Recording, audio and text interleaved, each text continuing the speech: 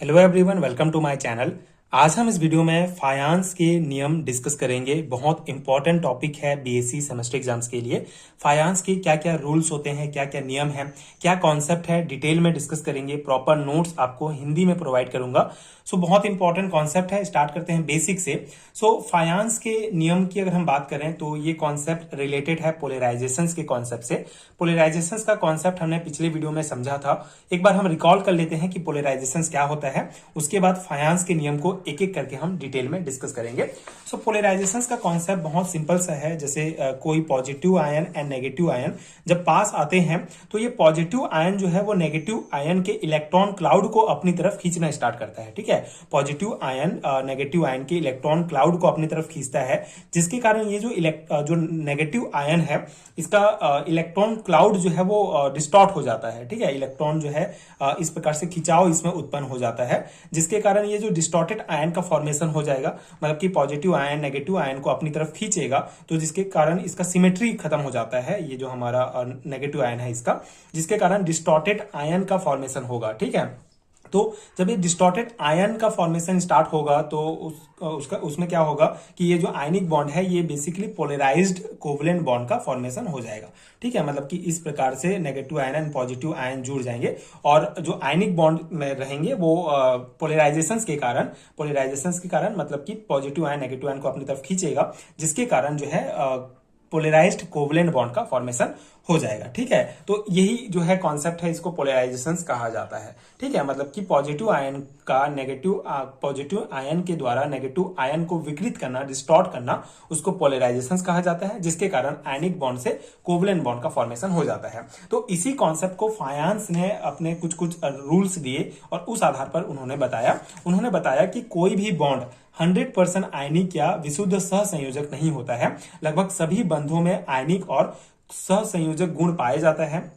किसी बंध में आयनिक गुण अधिक और किसी में सहसंयोजक गुण अधिक होता है। किसी रासायनिक बंध का सहसंयोजक गुण और विद्युत सहसंयोजक गुण जिन कारकों पर निर्भर करता है, उससे संबंधित फायांस ने सन 1924 में कुछ नियम प्रस्तुत किए, जिन्हें फायांस के नियम कहा जाता है। ठीक है, तो सिंपल सा कॉन्सेप्ट है। सन 1924 में कैजिनियर फायांस, ठीक है, इसको इंग्लिश में इस प्रकार से लिखा जाता है, फाजांस करके भी आप इसको प्रोनाउंस कर सकते हैं।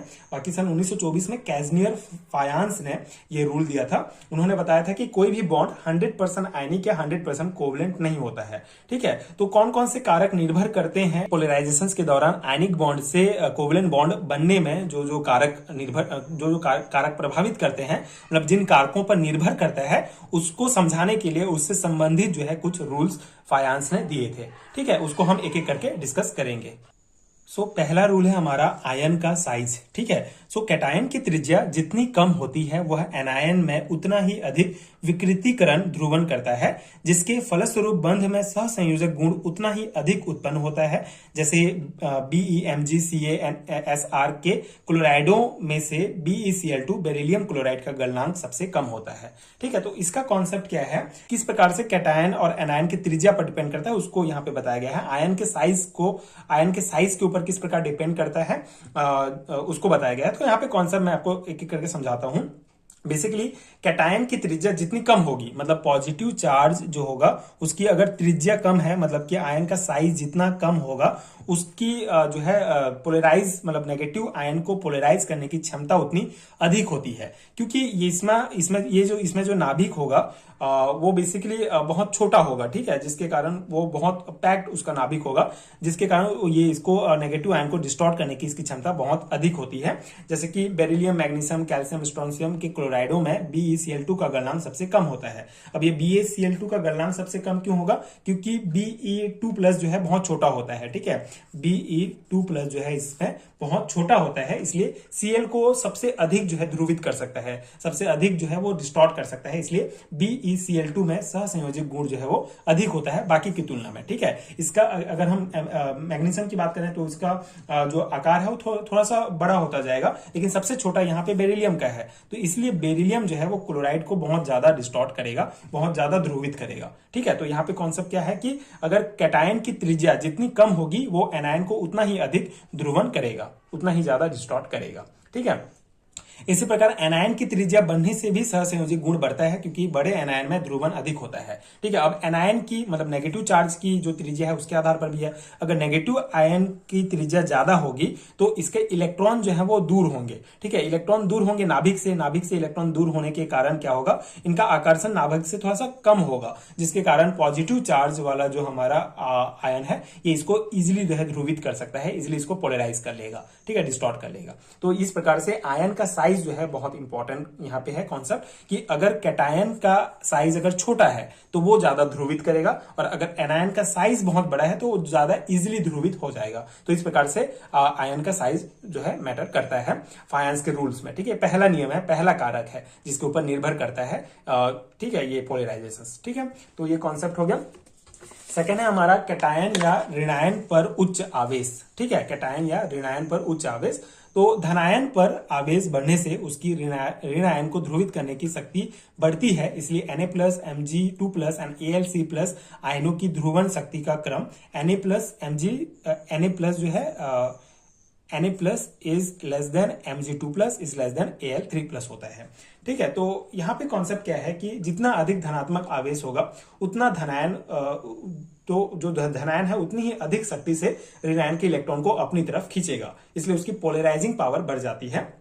जैसे कि Na+, Mg2+ एंड Al3+ है। ठीक है, तो यहाँ पे आवेश जो है इसका +1 आवेश है, +2 है, +3 है, मतलब कि आवेश बढ़ते जाता है तो इसका आकर्षण बढ़ते जाएगा। ठीक है, मतलब जितना ज्यादा आवेश होगा वो उतना ही ज्यादा जो है ऋणायन के इलेक्ट्रॉन को अपनी तरफ खींचेगा। तो Na+ जो है वो थोड़ा सा कम खींचेगा Al3+ की तुलना में, इसलिए ये क्रम दिया गया है। Al3+ में ज्यादा आवेश है, मतलब कि ये ज्यादा जो है ऋणायन को अपनी तरफ खींचेगा। ठीक है, तो यहाँ पे ध्रुवण बढ़ेगा तो कोवलेंट गुण भी बढ़ेगा। ठीक है, तो यहाँ पे क्या कॉन्सेप्ट बताया गया है कि चूंकि ध्रुवणता की मात्रा बढ़ने से सहसंयोजकीय गुण बढ़ता है, इसलिए MgCl2 में NaCl की अपेक्षा सहसंयोजी गुण अधिक होता है और इसका गलनांक NaCl के गलनांक से कम होता है। ठीक है, तो यहाँ पे जो MgCl2 है, मैग्नीशियम क्लोराइड है, ये NaCl की अपेक्षा कोवलेंट गुण अधिक प्रदर्शित करेगा, क्योंकि Mg में जो है 2 आवेश है, +2 है। ठीक है, जो Na है उसमें +1 है, इसलिए ज्यादा जिसमें आवेश होगा, उच्च आवेश होगा, वो ज्यादा कोवलेंट गुण प्रदर्शित करेगा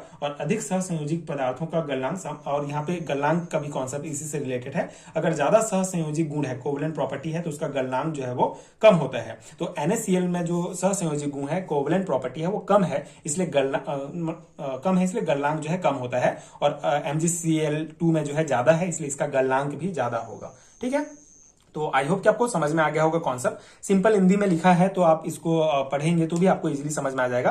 बाकी बेसिक कॉन्सेप्ट आपको याद है तो आप इसको इजीली एग्जाम में लिख सकते हैं। तीसरा पॉइंट है हमारा धनायनों का इलेक्ट्रॉनिक विन्यास। ठीक है, ये बहुत इंपॉर्टेंट है, यहाँ से क्वेश्चंस पूछे जाते हैं। कभी ये जो मैं कॉन्सेप्ट आपको पढ़ा रहा हूँ, टॉपिक पढ़ा रहा हूँ, इससे कभी कभी 2 मार्क्स में भी इंडिविजुअल क्वेश्चंस पूछे जाते हैं। ठीक है, तो आप इसको बेसिक आपको अच्छे से समझना है, क्लियर होना चाहिए। तो धनायनों का इलेक्ट्रॉनिक विन्यास, यह देखा गया है कि जिन धनायनों के आकार एवं आवेश समान होते हैं उनमें से 8 इलेक्ट्रॉन S2p6 वाले धनायन के अपेक्षा 18 इलेक्ट्रॉन S2p6d10 वाले धनायन एनायन का अधिक विरूपण करते हैं। 18 इलेक्ट्रॉन वाले धनायन पर प्रभावी नाभिकीय आवेश इफेक्टिव न्यूक्लियर चार्ज 8 इलेक्ट्रॉन वाले धनायन से अधिक होता है और वह एनायन में अधिक ध्रुवण करता है, चाहे दोनों कैटायन समान आकार के के ही क्यों ना हो। ठीक है, तो यहाँ पे हम कॉन्सेप्ट देखते हैं क्या है। बेसिकली 2 प्रकार के धनायन की बात यहाँ पे किया जा रहा है। एक तो है 8 इलेक्ट्रॉन वाला। ठीक है, 8 इलेक्ट्रॉन वाला धनायन क्या है, जैसे कि अगर हम एग्जांपल लेंगे Na+। ठीक है, Na+ में अगर हम इसके इलेक्ट्रॉनिक कॉन्फ़िगरेशन देखें तो 1s2 2s2 एंड 2p6 है। ठीक है, उसी प्रकार Mg2+ का भी जो है इलेक्ट्रॉनिक विन्यास सेम होगा, 1s2 2s2 एंड 2p6। ठीक है, तो इसमें आपको क्या चीज पता चला कि बाहरी कोश में जो है 8 इलेक्ट्रॉन प्रेजेंट है। ठीक है, उसी प्रकार सेकंड प्रकार का धनायन क्या है हमारा, 18 इलेक्ट्रॉन वाला। ठीक है, 18 इलेक्ट्रॉन वाला, मतलब कि इसमें अगर हम एग्जांपल देखें तो Cu+ Ag+, तो इसका इलेक्ट्रॉनिक कॉन्फ़िगरेशन हमारा होता है ऑर्गन 3d10, मतलब कि इसका आउटर सेल में जो है 10 इलेक्ट्रॉन है डी सेल में। ठीक है, और इसमें होगा हमारा क्रिप्टॉन 4d10। ठीक है, ये है हमारा 18 इलेक्ट्रॉन वाला। ठीक है, 18 इलेक्ट्रॉन वाला है, आउटर सेल में इसका 18 इलेक्ट्रॉन है और इसमें 8 इलेक्ट्रॉन है। और इसमें 18 इलेक्ट्रॉन वाला में एक इंपॉर्टेंट पॉइंट क्या है कि इसमें जो है हमारा डी इलेक्ट्रॉन उपस्थित है। ठीक है, ये डी इलेक्ट्रॉन्स, डी सेल में भी इलेक्ट्रॉन्स भरे हुए हैं, डी ऑर्बिटल में भी इलेक्ट्रॉन भरे हुए हैं। ठीक है, तो यहाँ पे क्या है कि 8 इलेक्ट्रॉन वाले की तुलना में 18 इलेक्ट्रॉन वाला जो चार्जेस होगा, जो पॉजिटिव चार्ज है, ये नेगेटिव चार्ज को ज्यादा डिस्टॉर्ट करेगा। ठीक है, ज्यादा ध्रुवित करेगा। ठीक है, पोलराइज करेगा, ये कॉन्सेप्ट है। 8 इलेक्ट्रॉन वाले की तुलना में 18 इलेक्ट्रॉन वाला जो है वो ज्यादा अच्छी तरीके से मतलब कि पोलराइज करता है नेगेटिव चार्ज को। उसी को यहाँ पे कहा गया है कि 8 इलेक्ट्रॉन वाले धनायन की अपेक्षा 18 इलेक्ट्रॉन वाले धनायन एनायन का अधिक विरूपण करते हैं, अधिक डिस्टॉर्ट करते हैं उसको। ठीक है, इसका कारण क्या है, क्यों ऐसा करते हैं? क्योंकि ये जो 18 इलेक्ट्रॉन वाला है, इसमें डी ऑर्बिटल प्रेजेंट है, मतलब डी ऑर्बिटल में इलेक्ट्रॉन भरे हुए हैं। तो डी इलेक्ट्रॉन जो है नाभिकीय आवेश को अच्छी तरह से सील्ड नहीं करते हैं। ठीक है, मतलब नाभिक से बहुत दूर है ये इलेक्ट्रॉन। ठीक है, यहाँ पे है ये डी इलेक्ट्रॉन।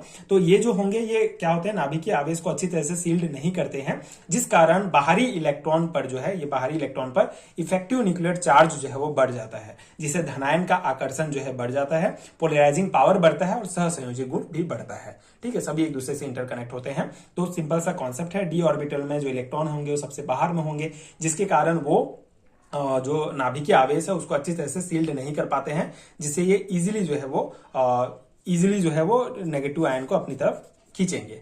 ठीक है, तो ये कॉन्सेप्ट है इलेक्ट्रॉनिक विन्यास का। आई होप कि आपको समझ में आ गया होगा। ठीक है, अब नेक्स्ट है हमारा उच्च आयनिक विभव वाला कैटायन। ठीक है, किसी धनायन की ध्रुवण शक्ति अपनी त्रिज्या r के विक्रमानुपाती तथा आवेश z प्लस के समानुपाती होती है। आवेश और त्रिज्या के अनुपात z plus and r plus upon r plus को आयनिक विभव या आवेश घनत्व कहते हैं। ठीक है, तो यहाँ पे कॉन्सेप्ट क्या है कि आयनिक पोटेंशियल वाला कॉन्सेप्ट है।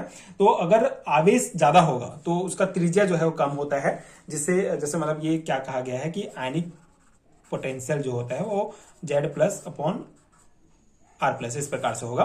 तो अगर त्रिज्या आवेश अगर ज्यादा है इसमें, तो त्रिज्या जो है वो कम होता है, जिससे आयनिक पोटेंशियल जो है वो बहुत ज्यादा होता है और ध्रुवण शक्ति भी जो है वो बहुत ज्यादा होगा। ठीक है, जैसे आगे के पॉइंट में यहाँ पे बताया गया है, कैटायन का आयनिक विभव जितना अधिक होगा उसकी ध्रुवण शक्ति या सहसंयोजक बंध बनाने की क्षमता उतनी ही अधिक होगी। ठीक है, तो कैटायन की आयनिक विभव, आयनिक पोटेंशियल जितना ज्यादा होगा वो उतना ही ज्यादा जो है कोवलेंट बॉन्ड बना पाएगा। ठीक है, उतना ही ज्यादा डिस्टॉर्ट करेगा एनायन को। ठीक है, ये कॉन्सेप्ट है। अब यहाँ पे इंपॉर्टेंट है फायांस के नियम के अनुप्रयोग। ठीक है, आई होप कि आपको ये जो 4 रूल्स हैं फायांस के, ये आपको समझ में आ गए होंगे। 4 इंपॉर्टेंट फैक्टर्स हैं मेनली, जिससे पोलराइजेशन डिपेंड करता है, जिसके ऊपर उसको डिटेल में जो है बताया था फायांस ने, इसलिए वो फायांस के रूल्स कहा जाता है उसको। ठीक है, अब इसके अनुप्रयोग क्या है, एप्लीकेशन क्या है, इसको हम एक बार समझ लेते हैं। यहाँ से भी प्रश्न पूछे जाते हैं, यहाँ से पास्ट ईयर में क्वेश्चंस पूछे गए हैं, तो उसको भी हम देखेंगे। तो यहाँ पे क्या है कि इन नियमों की सहायता से यौगिकों के गुणों की तुलना और व्याख्या की जा सकती है। जैसे कि ये जो मेन जो फायांस का रूल्स है, उसमें हमको उससे हम ये अनुमान लगा सकते हैं कि कोई यौगिक अधिक आयनिक है या अधिक कोवेलेंट है। ठीक है, तो ये यौगिकों की जो गुण है, गुणों की जो तुलना है और उसकी व्याख्या इससे की जा सकती है।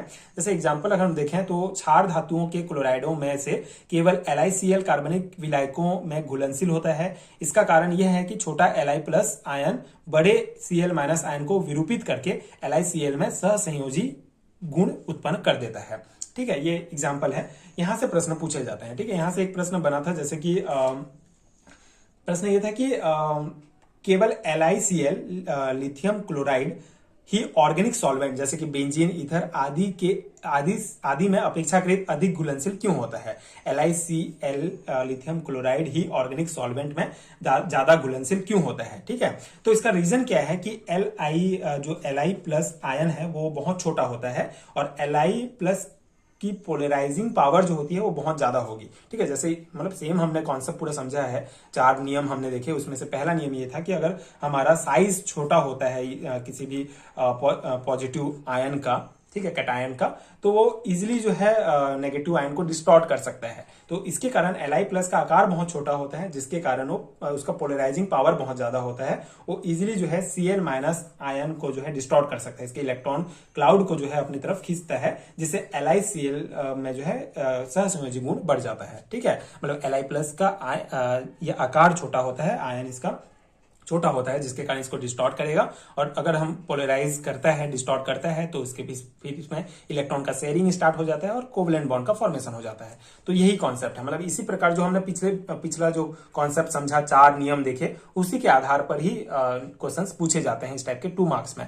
तो ये आपको कॉन्सेप्ट से ही समझ में आएगा कि मतलब प्रश्न आपको पूछ लिया गया कि LiCl ही ऑर्गेनिक सॉल्वेंट में क्यों घुलनशील है, क्योंकि इसका आकार Li+ का आकार छोटा होता है, जिससे वो इजिली जो है Cl- को डिस्टॉर्ट कर देता है, जिसके कारण वो ऑर्गेनिक सॉल्वेंट जैसे कि बेंजीन ईथर में ज्यादा इजीली घुल सकते हैं। तो ये कॉन्सेप्ट था और कॉन्सेप्ट का ये एप्लीकेशन है, ठीक है।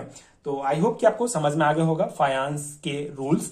बहुत इंपॉर्टेंट कॉन्सेप्ट है बीएससी सेमेस्टर एग्जाम्स के लिए। ये आयनिक बॉन्ड चैप्टर का इंपॉर्टेंट टॉपिक है, तो आप अपने सिलेबस में देख सकते हैं। अगर आपके सिलेबस में ये टॉपिक दिया गया है तो ये बहुत इंपॉर्टेंट है। यानी आई होप कि ये नोट्स आपको समझ में आ गया होगा, नोट्स आपके एग्जाम प्रिपरेशन के लिए हेल्पफुल रहा होगा। अगर आपको हिंदी में इस प्रकार के पेड हैंड रिटन नोट चाहिए तो नीचे डिस्क्रिप्शन बॉक्स में आपको PDF स्टोर का लिंक मिलेगा, वहां आप चेक कर सकते हैं, वहां से आप नोट्स डाउनलोड कर सकते हैं, जो अगेन आपके एग्जाम प्रिपरेशन के लिए बहुत हेल्पफुल होगा। एंड अगर ये वीडियो हेल्पफुल है तो आगे की वीडियोस देखने के लिए आप मेरे चैनल के साथ जुड़े रहिए। Thank you so much for watching.